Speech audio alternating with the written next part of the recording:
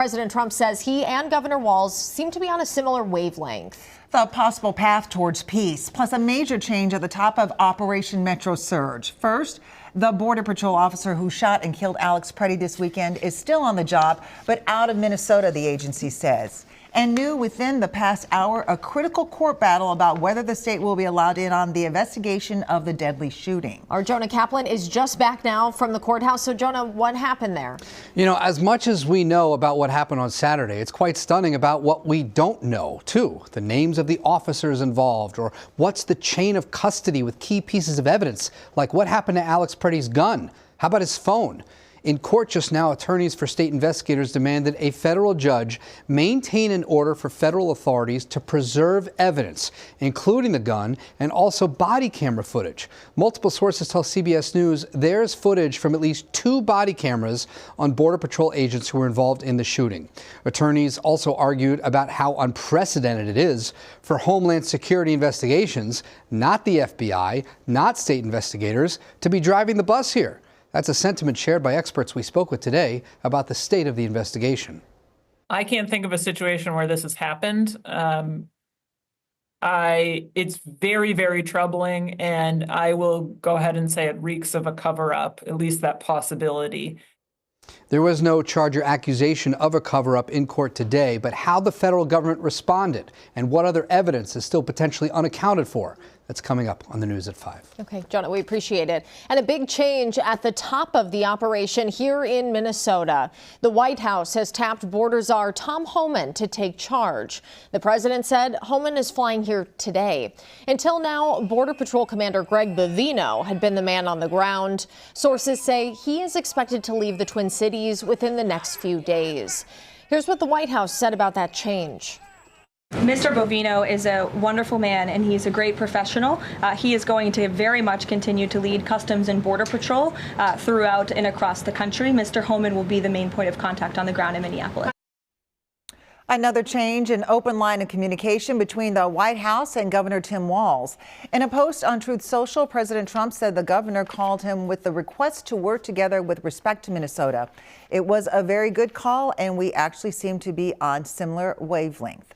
Governor Walz's office described the call as productive and said that the president agreed that he would talk to his Department of Homeland Security about ensuring the Minnesota Bureau of Criminal Apprehension is able to conduct an independent investigation, and said that he agreed to look into reducing the number of federal agents in Minnesota.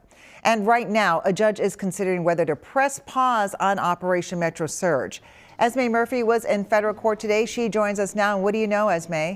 Well, hi there, Amelia. The state and the cities of Minneapolis and St. Paul argued the death this weekend of Alex Preddy increases the urgency of a temporary restraining order to pause Metro Surge while the legal arguments in the case continue.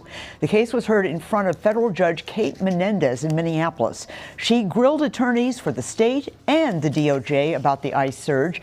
Deputy Attorney General Brian Carter said they are invading the streets with 3,000 masked agents. This administration is not content with the rule of law. Instead, they put violence into the streets of Minnesota in order to get what they want. The Department of Justice Attorney Brantley Mayers said, "We are here because of a law enforcement vacuum." The DOJ did not speak to reporters afterwards. Minnesota Attorney General Keith Ellison did. That our state has every right to have our own laws, have our own policies, and that the federal government doesn't have any right to try to flood us, threaten us with retribution, and to coerce the state of Minnesota into complying with Trump policy.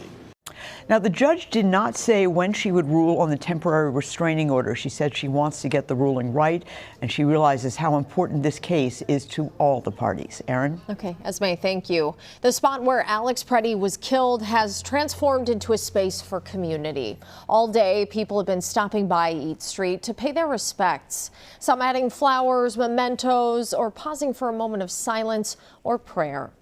I just think this is like what the Twin Cities is about.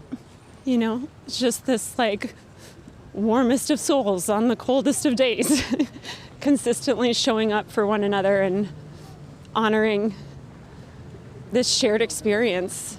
And I think it's so easy, especially in the media world, to look at our phones, to keep our heads down. And I think coming here has helped me to keep my head up. And we continue to learn more about the man who lost his life. Susan Elizabeth Littlefield joins us now to talk more about Alex Preddy's life. Yeah, you know, we want to keep him at the center of the story, of course. So we continue to learn more about the man at the center of it all. Every account, I have to tell you, that we have heard is that Alex was a helper. As many know by now, he worked there at the VA hospital in Minneapolis in the intensive care unit. If you've ever been in one of those, you know how hard that is. Today, look at this. This is his unit right there. He was the one being served.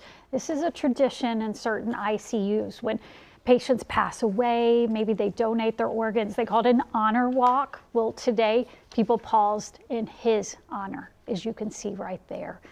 Alex's parents, who are in the throes of grief, have been in touch with Governor Walz.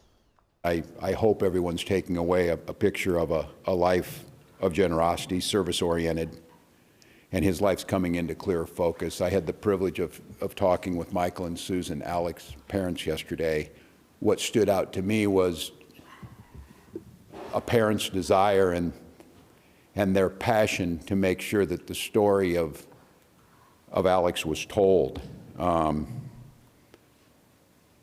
Someone who went to work to care for veterans, someone who was a valued coworker, someone who relished and lived in this state in a big way. Michael was very clear to me. He said, don't let them forget Alex's story. The world knows how he died. He died at the hands of ICE agents on the streets of Minneapolis. They want us to make sure we said how he lived. Yeah, and we too will continue to tell the story of how he lived. I got some insight from his childhood friends. He grew up in Green Bay, Wisconsin. And one of them sent me I'll give you a tease, but it was a very moving text about what kind of person he was then and the impact he has had on people for generations. They say it was no surprise that he did that line of work, and you guys have been in ICUs. I mean, there's not a heavier place, but it was a beautiful tribute there today. Yeah, that's very moving, and to see all these strangers coming out to pay their respect to yes, him. You know? they care. They care. Yeah. So we'll have much more at 5, and then I'll have a full long story at 6. Okay. All right, looking forward to it. Thanks, Thank Susan. you. We're going now to the United States Capitol, where Senate Democrats are vowing to block a crucial vote this week to fund the Department of Homeland Security if there aren't new restrictions on ICE. The standoff could trigger another partial government shutdown by midnight this Friday. Senate Democrats and at least one independent are refusing to vote for the bill. And that includes Minnesota Senator Amy Klobuchar. Caroline Cummings spoke with her earlier today about that, and Caroline joins us now. So what did the senator have to say?